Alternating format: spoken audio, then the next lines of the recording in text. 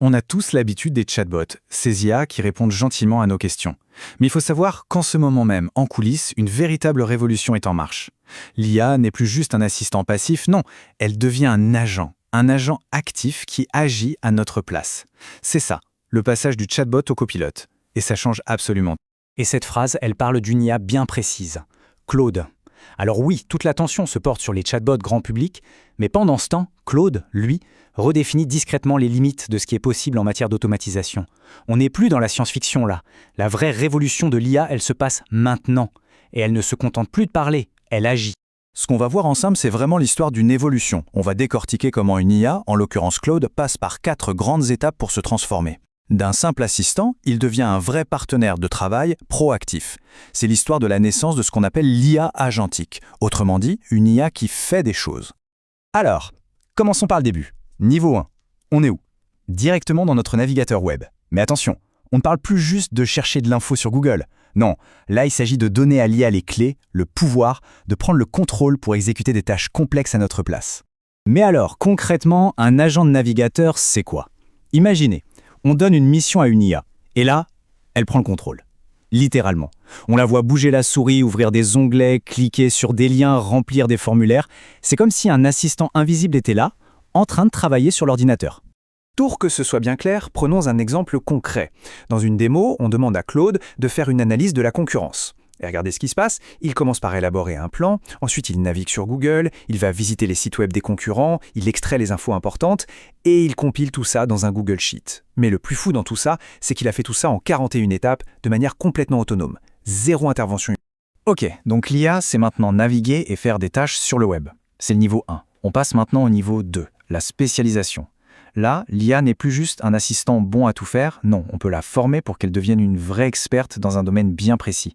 Et la clé pour ça, c'est un concept tout simple mais hyper puissant, les compétences.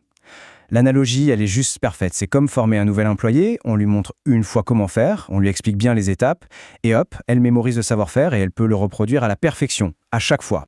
Et la différence de résultat, elle est spectaculaire. Si on lui donne un prompt tout bête comme « donne-moi des idées de vidéos », on obtient quoi? Des réponses génériques, sans grand intérêt. Mais si on utilise une compétence qu'on a créée, par exemple stratégie YouTube, là, l'IA connaît le contexte de la chaîne. Et donc, elle va générer des idées qui sont stratégiques, super pertinentes, parce qu'elle suit un processus bien défini. Franchement, la qualité n'a plus rien à voir. Bon, on a une IA qui sait faire des tâches sur les web et qui peut même devenir une spécialiste. C'est bien. Mais l'étape d'après, c'est de la faire collaborer. On arrive au niveau 3. Et là, l'IA sort de sa bulle, de son propre écosystème, pour aller se connecter à d'autres applications. Le but, orchestrer des workflows beaucoup plus complexes. Pour bien comprendre ce niveau, il faut imaginer ce qu'on appelle des connecteurs. Voyez ça comme des bras et des mains numériques pour l'IA. Au lieu d'être coincée dans sa propre interface, d'un coup, elle peut aller toucher et manipuler les outils qu'on utilise tous les jours. Et attention, on ne parle pas de petits gadgets, non, on parle des piliers de nos workflows. Notion pour la gestion de projet, Gmail pour les mails, Google Calendar pour l'agenda et même Zapier, ce qui est énorme, car ça lui ouvre la porte à des centaines et des centaines d'autres applications. Alors, concrètement, ça donne quoi? Reprenons notre exemple de tout à l'heure. L'IA a généré une liste d'idées de vidéos avec sa compétence Stratège YouTube. Et bien maintenant, on peut tout simplement lui dire « Ok, prends cette liste et va me créer une nouvelle page dans ma base de données Notion. Et tu m'ajoutes chaque idée avec le statut « À planifier ». Et voilà, l'IA vient d'orchestrer une tâche qui traverse plusieurs plateformes. On arrive maintenant au sommet de la pyramide, le niveau final. Et là, l'IA dépasse tout ce qu'on a vu, elle transcende le navigateur, elle transcende les applications individuelles, elle devient un copilote capable de contrôler l'ordinateur tout entier. Le mot-clé ici, c'est l'autonomie. Et la différence, elle est fondamentale. L'IA n'attend plus une instruction pour agir. Non, elle peut fonctionner en continu, 24/7, de manière proactive, pour atteindre des objectifs à long terme qu'on lui a fixés. Et cette capacité ultime, elle a un nom, c'est une application de bureau qui s'appelle Cowork. Là, on oublie complètement l'extension navigateur, c'est un vrai programme qu'on installe sur sa machine et qui peut manipuler les fichiers, les dossiers, n'importe quelle application, exactement comme un humain le ferait. La démo la plus bluffante, c'est celle-ci. On demande à Cowork de faire des recherches sur un créateur de contenu.